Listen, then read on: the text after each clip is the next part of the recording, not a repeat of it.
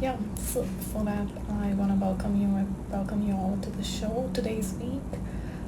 Today's show, this week's show, and yeah, and it's really exciting. A lot has happened in the past couple of weeks and last week indeed,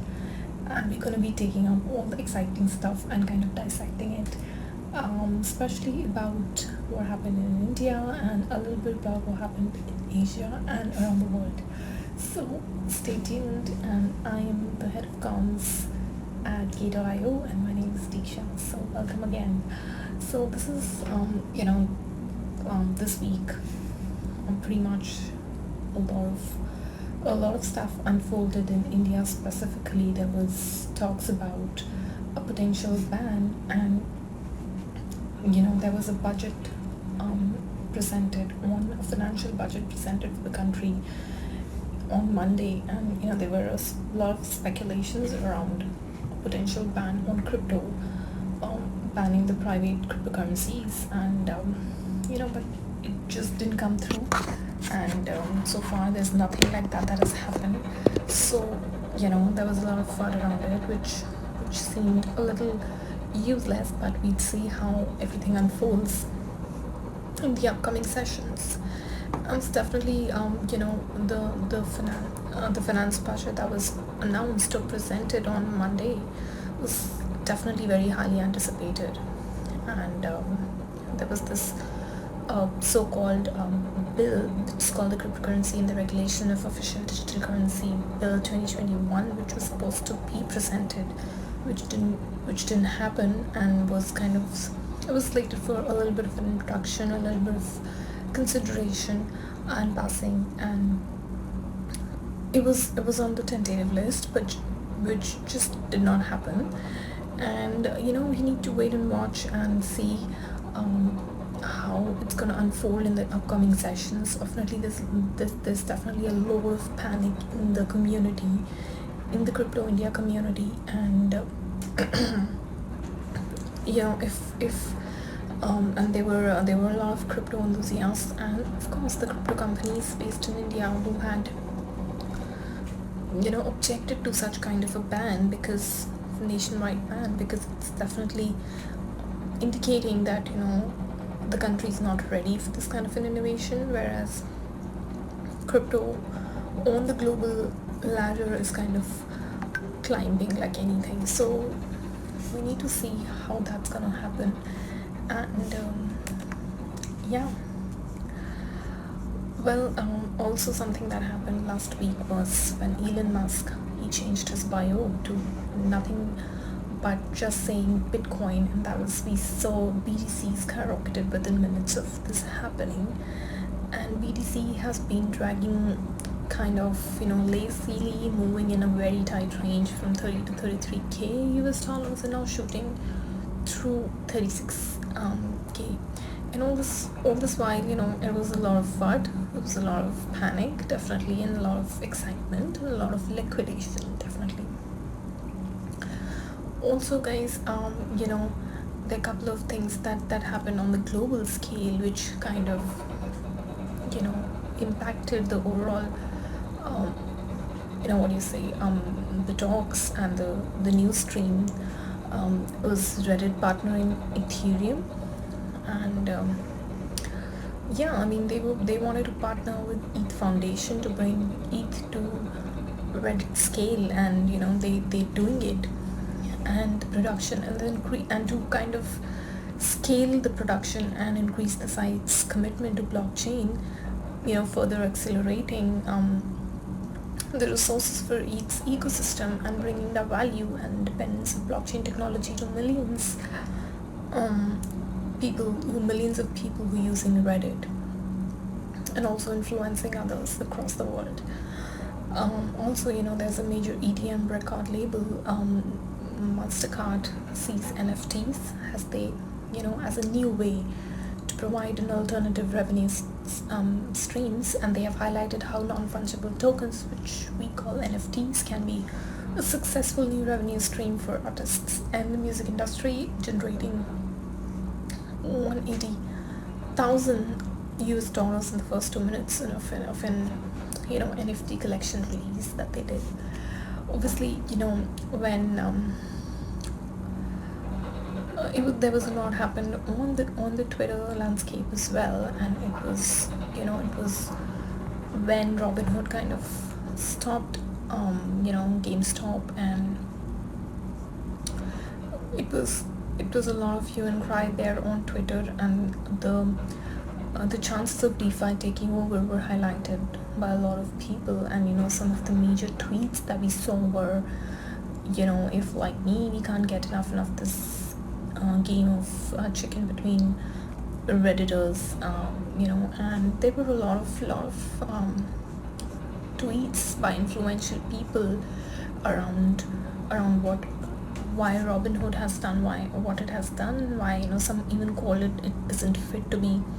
called that anymore, and we are moving towards a decentralized finance environment where people don't need to where they can design their own markets, and people cannot ban things, and users are the community, users are the king of the community. So that was a very refreshing take on how some of the things they try to some of the companies or some of the people, they try to monopolize these things, the financial freedom that we should all have, and we finally have a chance to see it in a few years, if not now, through blockchain and crypto. So that was a very refreshing take on this entire angle. Obviously, there are more and more institutional investors piling up onto Bitcoin, and there's another one after BlackRock, which is Bill Miller of Miller Value Partners and the former chairman of Legg Mason. He kind of mentioned that it had purchased shares of MicroStrategy, 0.75% convertible bond, and after a detailed analysis of why it believes in Bitcoin's promise and vision, as well as a rebuttal of common criticisms of the cryptocurrency, he writes that MicroStrategy bond offered very little downside and an almost free call option on Bitcoin, which kind of intrigued him to do this. And also, recently a major media house reported that the Howard, Yale, and Brown and the University of Michigan endowments have been buying Bitcoin directly on Coinbase and other exchanges, which is very important for the overall Coinbase Institutional's 2020 year review. It was mentioned in this, but then it's very important for the overall mainstream adoption, and especially obviously it's happening in the US, but it's going to have its own impacts on the rest of the world. And because of the institutional demand for Bitcoin exposure, also Pantera Capital, one of the oldest funds in the space, is launching a new fund in the next few months for institutional Bitcoin investors only, and that's also extremely interesting and refreshing. So guys, Ethereum 2020, if we were to talk about ETH and what it kind of had had all for all of us in 2020, and how it's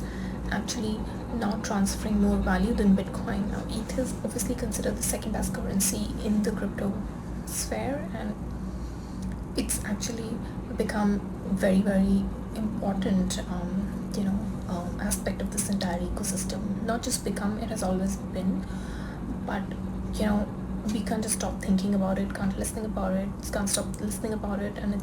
there's so much value that it's transferring now in terms of a lot of angles. And there's something that we should know that kind of was mentioned in one of the really good newsletters, which is called the Week in Ethereum newsletter, and it kind of published a 2020 year-end review for the second largest blockchain by market cap, which is ETH. And the first takeaway was that 2020 was the first year in which ETH transferred the most value, and which was about $1.6 trillion worth of assets, and 60% more than the Bitcoin, which was $1 trillion, and transaction fees on ETH at more than $600 million were also almost double of Bitcoin, double than that of Bitcoin. Another trend that was cited in the report was the growing creator economy on ETH, which crypto art volume totaling 23 million, which sounds small, but kind of makes it about 5% of the 500 million paid out by this organization patron to its creators in 2019. And the report also noted, by the way, this organization is the one that created the report, and the report also kind of showed and displayed the rise of decentralized exchanges in 2020, which is again very very related, and with volumes averaging between about 17 billion US dollars to 26 billion dollars in the fall. And this is kind of a story and angle on how much important ETH is, and how it has really grown and emerged in 2020. And now we're in 2021, and there is something really important that we released just a couple of days before, and it's really related to the 0% trading fee on Gate.io's delivery contract. And what it means is that we have made the fees that we charge on the position of the Gate.io futures on a delivery contract. We made 0%. We've reduced it to 0, and it's a half-year program that we're running. And it's going to be very very interesting, and it's going to actually enhance the liquidity on the delivery contract, and provide a better trading experience to all our users. And we've launched this half-year zero trading fee program on the delivery contract of our futures just last week. And do read about it on our website, and try Gate.io futures if you haven't. Well, that's all for today. A quick one, right? And I'm gonna be back next week with a lot of interesting stuff and lots more excitement around what's happening around the best currencies of the world, and also what exciting are we doing at Gate.io with all of you guys. So thanks for tuning in, and thanks for staying in, and we'll see you next week.